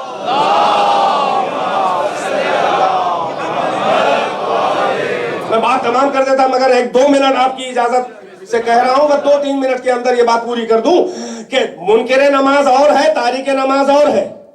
ایک شخص جو ہے وہ نماز کو واجب دینی جانتا ہے، ضروریات دین میں جانتا ہے کہ اللہ اور رسول نے واجب قرار دی، ہمیں پڑھنا چاہیے، اگر ہم پڑھیں گے تو ہم نے ڈیوٹی ادا کی، اور اگر نہیں پڑھیں گے تو ہم مجرم ہیں، گناہگار ہیں۔ اس کے بعد بھی اگر وہ نماز نہ پڑھ سکا، اس کی کوئی نماز چھوٹ گئی یا 2-4 چھوٹ گئی یا زندگی بھر مانا چھوٹ گئی، تو یہ کافر نہیں ہو جاتا۔ اگر یہ مانتا ہو کہ پڑھنی چاہیے، نہ پڑھنا گناہ ہے، ہم پر واجب تھا، مگر اس کے نفس کی یہ پلیدگی تھی کہ وہ نماز نہ پڑھ سکا یا کوئی بھی واجب چھوٹ گیا، مگر منکر نہیں تھا اس واجب کا، تو یہ کافر نہیں ہے، یہ فاسق ہے، یہ گناہگار ہے، اس کی بخشش ہو سکتی ہے، چاہے جہنم میں جلانے کے بعد جنت، اس کا انجام جنت ہے اگر عقیدہ صحیح ہو۔ کتنا بڑا گناہگار ہو اس کا انجام جنت ہے، مگر جنت میں جانے سے پہلے کیا کیا جھیلے گا یہ اللہ جانے اور رسول اللہ جانے۔ شفاعت ملے گی کہ نہیں ملے گی، کب ملے گی، کتنی ملے گی، کتنی دیر میں ملے گی، کتنے جوتے کھانے کے بعد ملے گی، کیسی کیسی سزائیں جہنم یا جہنم کے باہر بھی دی جائیں گی۔ آنکھوں میں غلط منظر دیکھیں تو آتشی سلاخیں آنکھوں میں ڈالی جائیں گی، غیبت سنی تو کانوں میں ڈالی جائیں گی، زبان کاٹی جائے گی غیبت کی، وغیرہ وغیرہ۔ اللہ جانے، ہم کوئی عالم الغیب تھوڑی نہ ہے، عقل بتا رہی ہے۔ مگر یہ سزائیں جھیلنے کے بعد اگر منکر واجبات نہیں ہے، تارک واجبات ترک ہو گیا ہے مگر انکار نہیں تھا، جو انکار کرنے والا کافر ہے اس لیے کہ وہ نماز کا منکر اگر کہے نماز کچھ نہیں تو بات نماز نہیں بلکہ حکم نماز دینے والے سے ٹکرا جائے گی، یعنی اس نے غلط کہا تو بات منکر نماز توحید کا مخالف ہے، تارک نماز توحید کا مخالف نہیں ہے۔ وہ گناہگار ہے، وہ جہنم جا سکتا ہے، وہ جھیلے گا، اسی کو شفاعت بھی مل سکتی ہے۔ شفاعتی لأہل الکبائر من امتی، پیغمبر نے کہا میری شفاعت میری امت کے گناہان کبیرہ کرنے والوں کے لیے ہے، مگر اس شوق میں آج سے شروع نہ کر دیجئے گا۔ اہل بیت کو وحشت ہے ایسے چاہنے والوں سے کہ جو میدان محشر میں ان کے سر کو نیچا کریں۔ ایک بھی امت موسیٰ میں اگر امت محمد سے اونچا نظر آ گیا تو محمد سب سے اونچے ہیں، مگر آپ کی وجہ سے منہ آگے سر جھکے گا، اور موسیٰ جو ہے فخر کریں گے کہ میری امت کا ایک ایسا بندہ ہے امتی کہ تمام امت محمد پہ بھاری ہے۔ آخر ان کی بھی کوئی پروردگار کی بارگاہ میں ان کی بھی کوئی وجاہت ہے، کوئی عزت ہے، کوئی ڈگنیٹی ہے۔ اہل بیت کو کاہے سے خوشی ہوگی، کاہے سے انہیں اپنا ٹینشن کہاں ہے، انہیں آپ ہی کے تو ٹینشن ہے۔ ان کو بھی بڑا شوق ہے کہ ہمارے بھی ماننے والے ایسے ایسے ہو کہ ہر نبی میں ہم فخر کریں۔ چنانچہ اللہ کا شکر ہے کہ وہ اپنی زندگی ہی میں بنا کے گئے تھے۔ کس پہ فخر کریں گے؟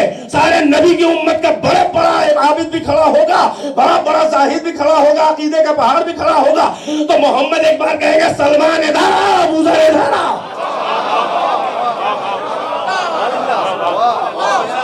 حسین اپنے انصار کر لیا، دیکھیں کون ہے عبادت گزار، تو کم سے کم وہاں تک ہم نہیں جا سکتے تو کم سے کم ان کے ساتھ ان کے پیچھے ہم بھی کھڑے ہو۔ ایسا نہ ہو کہ وہ ہم سے کہیں کہ لا حول ولا قوت یہ کہاں آ گیا، اور بعد میں ترس کھا کے کہیں چلو تھوڑی بہت سزا وغیرہ وغیرہ، جا جنت جاؤ، ڈانٹ کے بھیج دیں۔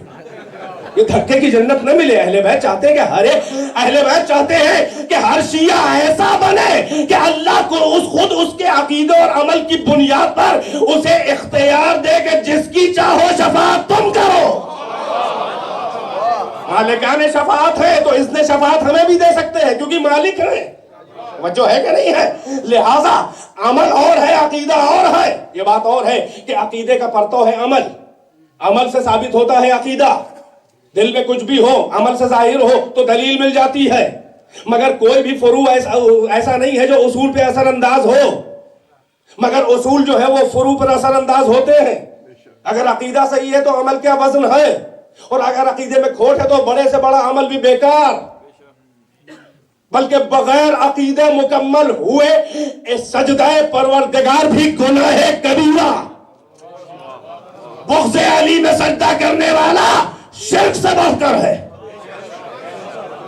اس لیے کہ اللہ کے کام میں دخل دے رہا ہے، اللہ امام بنا رہا ہے کسی کو، وہ کہہ رہا ہے نہیں آپ کے پیرلل کسی اور کو بنائیں گے، یہی تو شرک ہے۔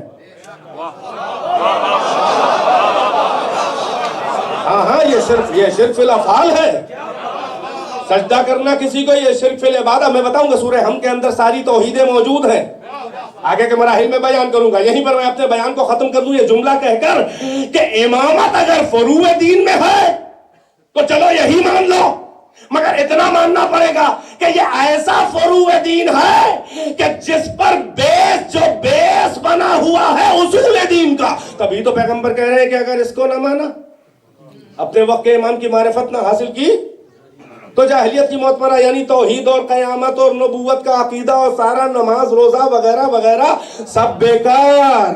اسی لیے آپ اہمیت دے نہ دیں، آج کے لوگ اہمیت دے نہ دیں، صحابہ نے اس بات کو، اس حدیث کو اتنی اہمیت دی، اتنا ٹینشن لیا کہ دفن رسول کو چھوڑ کے جلدی سے گئے امام بنانے کے لیے کہ اگر کوئی مر گیا بیچارہ تو ساری محنت رائے گاہ ہو جائے گی۔ یہ بڑا کارنامہ کیا صحابہ نے، شکریہ۔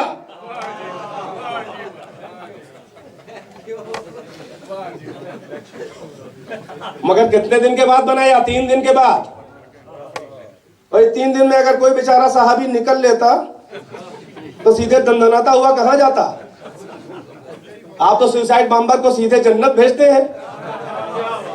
ہم یہ آج والے جنت کیا جائیں گے جب وہ کل دندناتے ہوئے جہنم جاتے ہیں، کیونکہ امام نہیں ہے.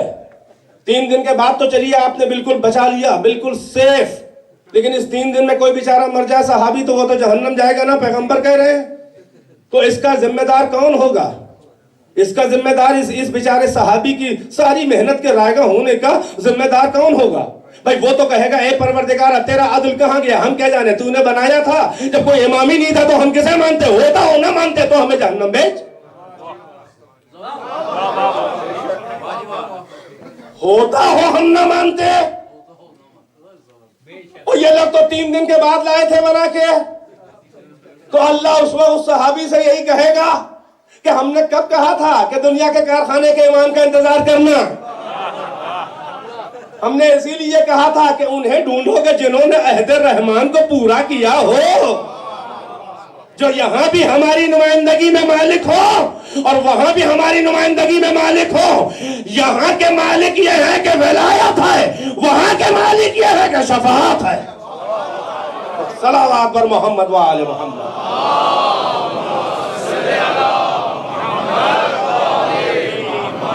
ہم نے بھیج دیا، علامتوں سے پہچانو. ہم کسی پہ عذاب نہیں کرتے جب تک کہ ہم اتمام حجت نہ کر دیں. ہم نے حق و باطل کو بالکل صاف صاف روشن و آشکار کر کے الگ کر دیا. کوئی غلط فہمی نہیں ہے. میری بندگی تیرے بتائے ہوئے راستے سے نہیں، میری بندگی میرے بتائے ہوئے راستے سے. میرا راستہ کون بتائے گا؟ جن کو میں نے بھیجا ہے، وہی صراط مستقیم ہے. بھائی یہی بتانے کے لیے تو حسین نکلے تھے، ورنہ کیا ضرورت تھی حسین کو اتنی عظیم قربانی دینے کی؟ مدینے سے نکلے ہیں، مکے آ گئے. جب حسین کو علم امامت سے معلوم تھا کہ مکے میں ہمیں ٹھہرنے کے حج کرنے کا موقع نہ ملے گا تو حسین مکے میں کیوں ٹھہرے؟ یہ بھی ایک حکمت امام ہے کہ معلوم ہے کہ مکہ بیت اللہ الحرام ہے، مرکز عقائد ہے، مرکز اسلام ہے، اور حج کے قریب قافلے آنا شروع ہو جائیں گے. چنانچہ حسین نے اس پیغام کو عام کرنے کے لیے سب سے پہلے مکے کی سرزمین چنی. کتنے صحابہ آئیں گے، کتنے تابعین آئیں گے، کتنے اولاد صحابہ آئیں گے، کتنے دور دراز سے مسلمان آئیں گے. مدینہ مرکز نہیں بن سکتا، وہاں دوسرے ملکوں کے مسلمان نہیں آتے. مکے میں آئیں گے، حج کے موسم پہ آئیں گے، ساری دنیا کے لوگ جہاں تک پہنچ سکتے ہیں پہنچیں گے. حسین نے وہاں پر اپنا پیغام پہنچایا. اور اب حسین مکے سے نکلے ہیں، عین اس وقت نکلے ہیں کہ جب اگلے دن حج شروع ہونے والا ہے. تارا سارے مجمع کو ایک جھٹکا لگے، اٹینشن ڈائیورٹ ہو، اپنی طرف اٹریکٹ کیا، اپنی طرف جذب کیا اپنے اقدام سے کہ سوچے کہ فرزند محمد عین موسم حج میں 1 دن پہلے کیوں جا رہا ہے. اور قرآن کی آیات اور سنت نبویہ کے آئینے میں حسین اپنے اقدام کی توجیہ کرتے چلے جا رہے ہیں اور بتا رہے ہیں کہ حق و باطل کیا ہے. حسین بتا رہے ہیں کہ میں ہی وہ امام ہوں جو جنت کا سردار میرا نانا کہہ چکا ہے. وہ جنت کا سردار کیا تمہیں غلط راستے کی طرف لے جائے گا؟ سردار جنت ہے، وہ جنت ہی تو لے جائے گا. اور میدان کربلا میں بھی حسین نے آ کر حسین مایوس نہیں ہوئے. حسین مایوس نہیں ہوئے کہیں پر بھی. یہ بات اور ہے کہ حسین کو ضرورت نہیں تھی کہ بہت سے لوگ ان کے ساتھ آئے، کیونکہ کربلا کا معیار بہت سخت تھا. کربلا کا معیار بہت سخت تھا، بہت سخت ترین شرائط تھے کربلا کا شہید بننے کے لیے. یہ پچھلی امتوں کے شہید نہیں ہیں. یہ صبح قیامت تک اپنے سے پہلے اور اپنے بعد کے سب سے بڑے شہداء ہیں. چنانچہ معیار بھی سب سے بڑا تھا. حسین واز کرتے رہے، نصیحتیں کرتے رہے، یہاں تک کہ شب عاشور تک یہ لگا حسین کو نہیں. شاید وہ واقعہ نہ ہوتا تو تاریخ بھی آج یہی لکھتی. اور بظاہر یہ لگ رہا تھا شب عاشور تک کہ حسین کے ساری نصیحتوں، سارے پند و نصائح اور ان کی ساری تبلیغات کا کوئی اثر نہیں ہے باطل کے اوپر. مگر یہی تو وہ شب تھی کہ جو فیصلوں کی شب تھی. حسین نے ایک شب کی مہلت مانگی نہیں تھی بلکہ ایک شب کی مہلت دی تھی کہ سپاہ ظلمت و شام میں اگر کوئی بھی جوہر شناس ہو تو میں موقع دے رہا ہوں، پرکھ لے، آج بھی آ جائے، سمجھ لے کہ حق کدھر ہے، باطل کدھر ہے، کدھر سے رات مستقیم ہے، کدھر وہ امام ہے کہ جو عہد الرحمان کو پورا کر کے آیا ہے، کون ہے جو یہاں نہیں بلکہ وہاں بھی کام آنے والا ہے. یہ ساری نصیحتیں بے اثر نظر آ رہی تھیں، مگر شب عاشور ایک ایسا انقلاب آیا، ایک ایسا انقلاب آیا کہ جو آج بھی تاریخ کربلا کی پیشانی پہ لکھا ہے. وہ انقلاب تھا حضرت حر کا ادھر سے ادھر آنا. سفر معرفت کا راہی بن چکا تھا. کربلا سے پہلے واقعات میں جھلک رہا تھا، آئینہ دل سے یہ جھلک رہا تھا، آئینہ چہرہ سے یہ جھلک رہا تھا کہ عکس امام کو جذب کر رہا ہے، جوہر عصمت کو پی رہا ہے. یہی سبب ہے کہ جب حر کے لشکر سے ملاقات ہوئی ہے اور گفتگو ہوئی، پہلے وقت نماز آیا. ابھی لشکر تاریخ کہتی ہے، یہ تبری کے اندر بھی اور مقتل ابی مخنف کے اندر بھی لکھا ہوا ہے کہ لشکر حر آ رہا ہے اور ادھر امام حسین استقبال کر رہے ہیں اور قمر بنی ہاشم اور اپنے جمع شبیہ رسالت سے کہہ رہے ہیں کہ آگے بڑھو، یہ ہمارے مہمان ہیں، ہم پہلے سے یہاں فروکش ہیں. لشکر کے عالم سے یہ لگ رہا ہے کہ سخت پیاسے ہیں، چنانچہ بڑھو اور ان کو سیراب کرو. لشکر حر شدت سے پیاسا تھا، چنانچہ امام حسین کے حکم سے ہر لشکری کو حضرت عباس و حضرت قاسم اور حضرت اکبر و جوانان بنی ہاشم نے سیر ہو کے پانی پلانا شروع کیا. یہاں تک کہ امام نے حکم دیا کہ ان کے گھوڑوں، ان کے جانوروں کے سامنے بھی ظرف آب رکھ دیا جائے، اور عباس جب تک کہ یہ جانور خود سے اپنے دہن کو منہ کو اٹھا نہ لیں تب تک ان کے سامنے سے ظروف آب نہ ہٹائے جائیں. یہی ہوا. حر جو ہے وہ کنارے کھڑا ہوا، بڑے تجسس کے ساتھ ان واقعات کا گہرا مطالعہ کر رہا ہے. شاید حر کی زبان پر دل ہی دل میں حر کے یہ شعر آیا ہو کہ جو راجہ محمود آباد بانی پاکستان مرحوم کے مسدس کا شعر ہے کہ کتنے خوش خلق ہیں احمد کے گھرانے والے، کتنے خوش خلق ہیں احمد کے گھرانے والے، رہیں آباد یہ پانی کے پلانے. تبری کی روایت ہے کہ ایک حر کے لشکر کا سپاہی پیچھے رہ گیا تھا. وہ افتان و خیزاں جلدی سے آیا اور گھوڑے سے اتر کے پانی جو دیکھ رہا تھا وہ گرتا پڑتا ہوا باہر آیا، قریب آیا، اور امام حسین نے دیکھا کہ اس کے دہن سے زبان باہر نکلی آ رہی ہے شدت عطش سے. اب تک حسین اٹھے نہیں تھے، مگر جیسے ہی اس پیاسے کو دیکھا حسین سے برداشت نہ ہوا، جلدی سے قریب آئے. عباس سے کہا کہ اس کے دہن میں دہانۂ مشک لگا دو، جتنا پینا ہو پی لے. اور وہ پی رہا تھا پانی. حسین سر پہ ہاتھ پھیر کے یہ کہہ رہے تھے، اے بھائی گھبرا نہیں، پانی کی کوئی کمی نہیں ہے، آرام سے دل بھر کے پانی پی لے. یہ مناظر حر کے لوح دل پہ نقش ہو رہے ہیں. سفر معرفت امام کا آغاز ہو چکا ہے. ایک ہیجان برپا ہے، ایک انقلاب حر کے ضمیر میں برپا ہے کہ ایک بار وقت نماز آیا. حسین نے کہا گفتگو بات میں ہوگی، پہلے یہ بتا حر کہ تو اپنے لشکر کو الگ نماز پڑھائے گا یا ہمارے ساتھ پڑھے گا. حر نے کہا کہ اے جنت کے سردار، آپ ہی کی امامت میں نماز پڑھوں گا. پھر اس نے اپنی معرفت کا اظہار کیا. حسین کے پیچھے نماز پڑھ کے اب گفتگو شروع ہوئی، اور اس کے بعد اس نے کہا کہ مجھے حکم ہے کہ میں آپ کو گرفتار کر کے بلکہ آپ کو ساتھ نہ چھوڑوں اور آپ کو لے کے کوفے جاؤں. حسین نے کہا میں کوفے نہ جاؤں گا، میں کوفے نہ جاؤں گا. پھر آپ کا کہاں کا ارادہ ہے؟ امام نے کہا کہ میرا ارادہ کہیں اور کا ہے، مگر میں نہ مدینے پلٹ کے جاؤں گا نہ کوفے جاؤں گا، مجھے سمجھانا ہوگا میں جاؤں گا. اور یہ کہہ کے امام حسین نے اپنے رہوار کو مہمیز کر کے جیسے ہی آگے بڑھانا چاہا، حر نے ایک بار اپنے ہاتھ کو بڑھا کے لجا میں فرس حسین پہ ہاتھ ڈالا، اور جیسے ہی یہ ہاتھ ڈالا امام کے چہرے پہ آثار غضب نمودار ہوئے.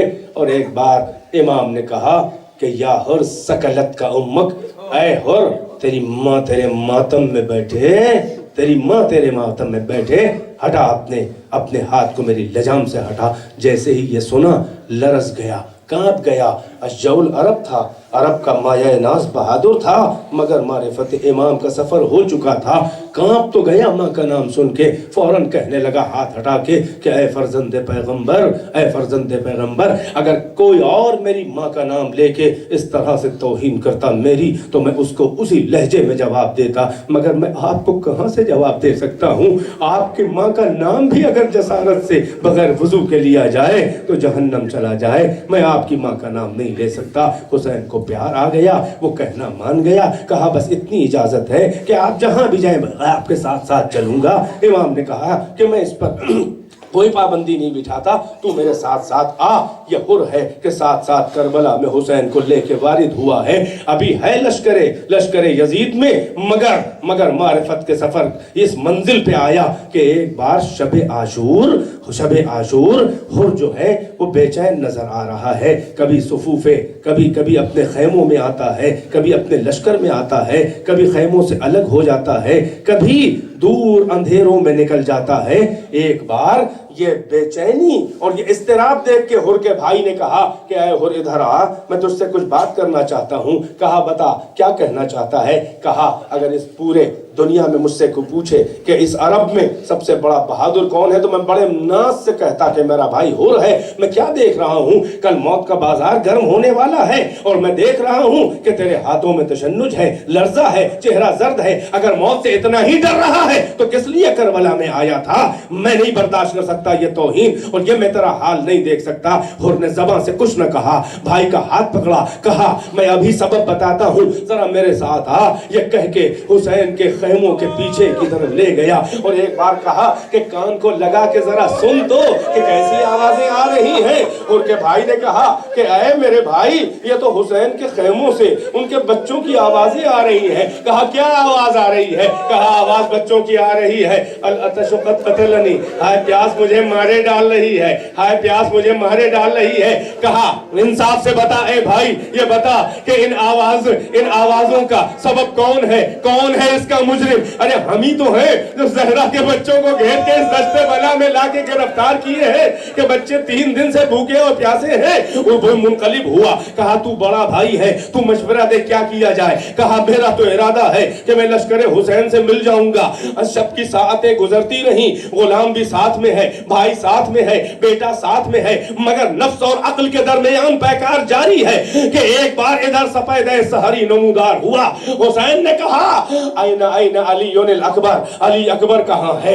आज हर रोज के मुअज्जिन को नहीं अज़ा के लिए कहा, बल्कि शबीह रिसालत अली अकबर अपने नौजवान से कहा कि ऐ अकबर आज तू अज़ान थे। हुसैन आखिरी इत्माम हुज्जत कर रहे थे कि सारी नसीहतें यहाँ पे आके ठहर गई हैं कि इनको एक ऐसा पैगाम दे दिया जाए कि शबीह रिसालत लहजा रसूल में जब अशहदु अन्ना मुहम्मद रसूलुल्लाह कहेगा तो क्या कैफियत होगी। वही हुआ भी। हजरत हुर के कान में जैसे ही यह आवाज पहुंची, ये अजान अली अकबर ने हुर के इरादे को और मुस्तहकम कर दिया। था जो दूर रेती पकार हुआ, किसी खुशगुलू ने कही अज़ां, मेरा दिल पुकारा कि चल वहां कि जहां इमाम मुकीम है। था बंधा मेरा यदे मासियत, मेरा हाथ थामे थी मग़फ़िरत, वहां दम ज़दन में पहुंच गया कि जहां मलक भी यतीम है। चलने का इरादा, भाई से कहा, बेटे से कहा कि मेरे हाथ को मेरे रुमाल से बांध दे ताकि लगे कि कोई मुजरिम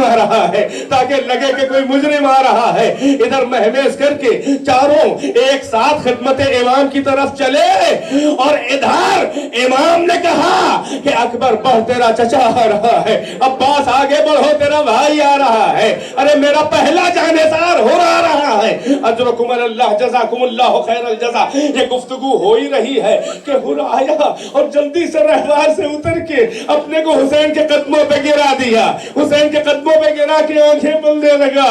کہا اے کریم ابن کریم, ارے مجھ سے بڑا کوئی خطاوار نہ ہوگا اس دشت بلا میں.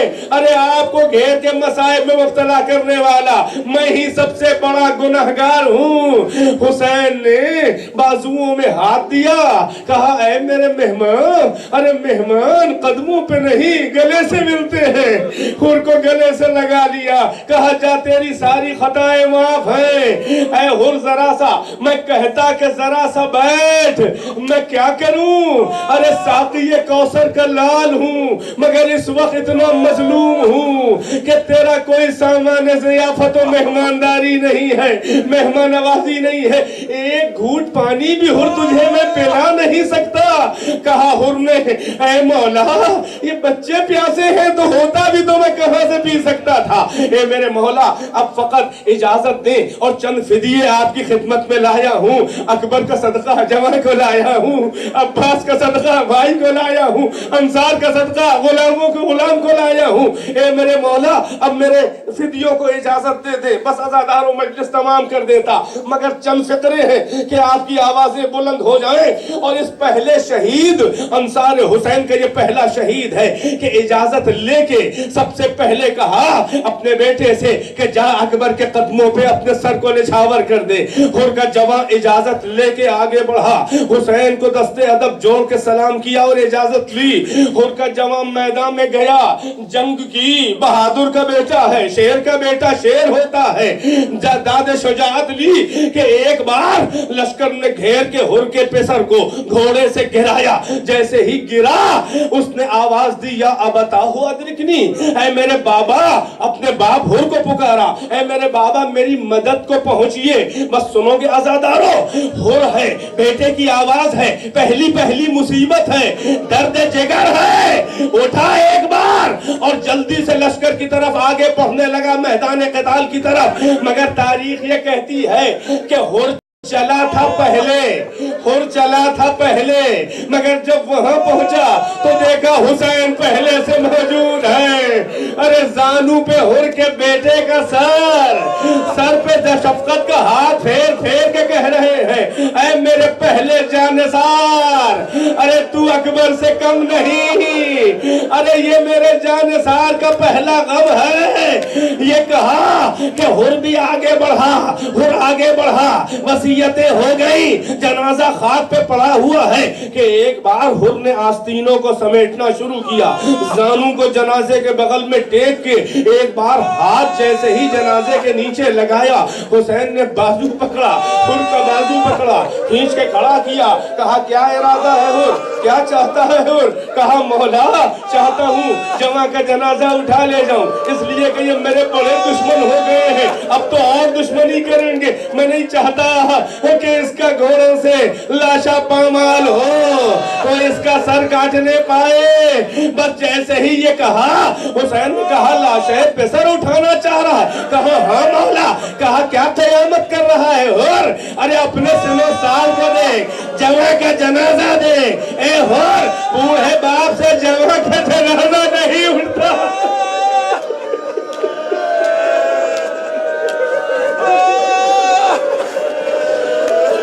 بوڑھے باپ سے جوان کا جنازہ نہیں اٹھتا.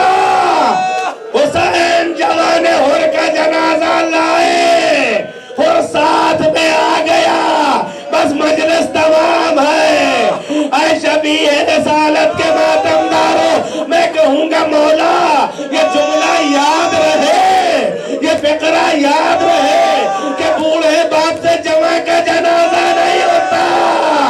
ارے جب اکبر کا جنازہ اٹھایا تو کوئی مدد کرنے والا نہ تھا.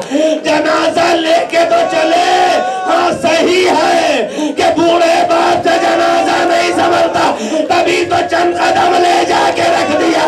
اے بنی ہاشم کے بچوں, اور اپنے بھائی کا جنازہ لے.